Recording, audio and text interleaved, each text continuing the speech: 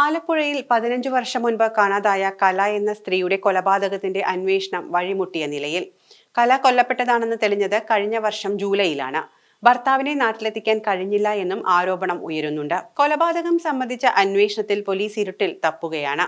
കഴിഞ്ഞ വർഷം ജൂലൈയിലെ ഒരു പ്രഭാതത്തിൽ ചെന്നിത്തല ഗ്രാമം ഉണർന്നത് ഞെട്ടിക്കുന്ന കൊലപാതക വാർത്ത കേട്ടുകൊണ്ടാണ്. ചെന്നിത്തല ഇരമത്തൂർ പായിക്കാട്ട് മീനത്തേതിൽ കലയെ ഭർത്താവ് ചെന്നിത്തല കണ്ണമ്പള്ളി അനിൽകുമാർ കൊലപ്പെടുത്തി സെപ്റ്റിക് ടാങ്കിൽ മൂടിയെന്ന വാർത്തയാണ് പരന്നത്. അനിൽകുമാർ വിദേശത്തായിരുന്ന സമയത്ത് കല മറ്റൊരാളുമായി അടുപ്പത്തിലാകുകയും അവർ അയാളോടൊപ്പം നാടുവിട്ടു പോയി എന്നുമാണ് അന്ന് നാട്ടിൽ പ്രചരിച്ച കഥ. നാട്ടുകാർ അത് വിശ്വസിക്കുകയും ചെയ്തു. അനിൽ പിന്നീട് വേറെ വിവാഹം കഴിക്കുകയും വിദേശത്ത് ജോലിക്കായി പോവുകയും ചെയ്തു. ഈ അവസരത്തിലാണ് കഴിഞ്ഞ വർഷം ജൂലൈയിൽ പോലീസ് പുതിയ അന്വേഷണവുമായി എത്തിയത്. കാണാതായ കലയെ 15 വർഷം മുൻപ് കൊലപ്പെടുത്തി സെപ്റ്റിക് ടാങ്കിൽ തള്ളിയിട്ടു എന്നാണ് പോലീസ് കണ്ടെത്തിയത്. ഉയർന്ന പോലീസ് ഉദ്യോഗസ്ഥരുടെ സാന്നിധ്യത്തിൽ ടാങ്ക് പൊളിച്ച് മൃതദേഹാവശിഷ്ടങ്ങൾ കണ്ടെത്താൻ പരിശോധന നടത്തി. മാന്നാറിലെ കൊലപാതകത്തിൽ തെളിവുകൾ ശേഖരിക്കുന്നതിന് പോലീസിന് ഏറെ വെല്ലുവിളികൾ നേരിടേണ്ടി വന്നു.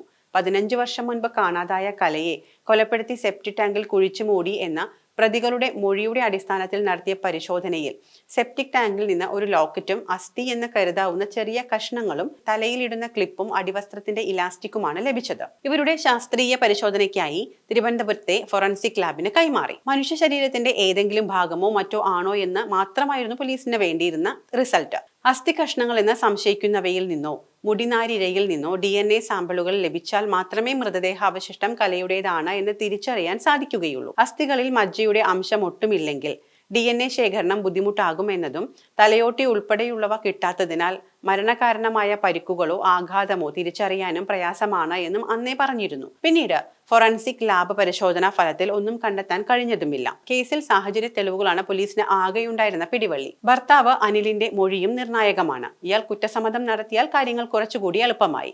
15 വർഷം മുൻപ് യുവതിയെ കൊന്ന സെപ്റ്റിക് ടാങ്കിൽ തള്ളിയ സംഭവത്തിന് വഴിത്തിരിവായത് ഒരു ഊമക്കത്തായിരുന്നു. അമ്പലപ്പുഴ പോലീസിനാണ് ഈ ഊമക്കത്ത് ലഭിക്കുന്നത്. 15 വർഷം മുൻപ് ചെന്നിത്തലയിൽ നിന്ന് മുങ്ങിയതായി പറയപ്പെടുന്ന കലയെ കൊലപ്പെടുത്തിയതാണ് എന്നും മൃതദേഹം ഭർത്താവിന്റെ വീടിനോട് ചേർന്നുള്ള സെപ്റ്റിക് ടാങ്കിൽ കുഴിച്ചു മൂടിയെന്നുമായിരുന്നു ഊമക്കത്തിന്റെ ഉള്ളടക്കം. മറ്റൊരു കേസിൽ അമ്പലപ്പുഴ പോലീസ് കസ്റ്റഡിയിലെടുത്ത് റിമാൻഡിലുള്ള ചെന്നിത്തല ഇരമത്തൂർ കണ്ണമ്പള്ളി ഭാഗത്ത് പ്രമോദിന് സംഭവത്തിൽ പങ്കുണ്ട് എന്നും സൂചിപ്പിച്ചിരുന്നു. ഈ ഊമക്കത്ത് ആലപ്പുഴ പോലീസ് മേധാവിക്ക് കൈമാറുകയും തുടർന്ന് അന്വേഷണത്തിന് ആലപ്പുഴ പോലീസിന് നിർദ്ദേശം നൽകുകയുമായിരുന്നു. ഒരാഴ്ചയോളം ഇരമത്തൂരിലും പരിസര പ്രദേശങ്ങളിലും അമ്പലപ്പുഴ പോലീസ് രഹസ്യമായ അന്വേഷണം നടത്തി. ഊമക്കത്തിന്റെ അടിസ്ഥാനത്തിൽ അന്വേഷണം നടത്തിയ പോലീസ് നിരവധി പേരെ കസ്റ്റഡിയിലും എടുത്തു.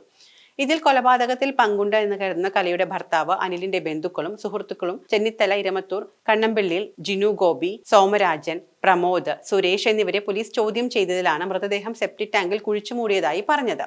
ഇതിൽ സുരേഷിനെ മാപ്പുസാക്ഷിയാക്കുകയും മറ്റു 3 പേരെ അറസ്റ്റ് ചെയ്ത് റിമാൻഡിൽ വിടുകയും ചെയ്തു. ഇവർ ഇപ്പോൾ ജാമ്യത്തിലാണ്. കേസിൽ കലയുടെ ഭർത്താവ് അനിലാണ് 1-ാം പ്രതി.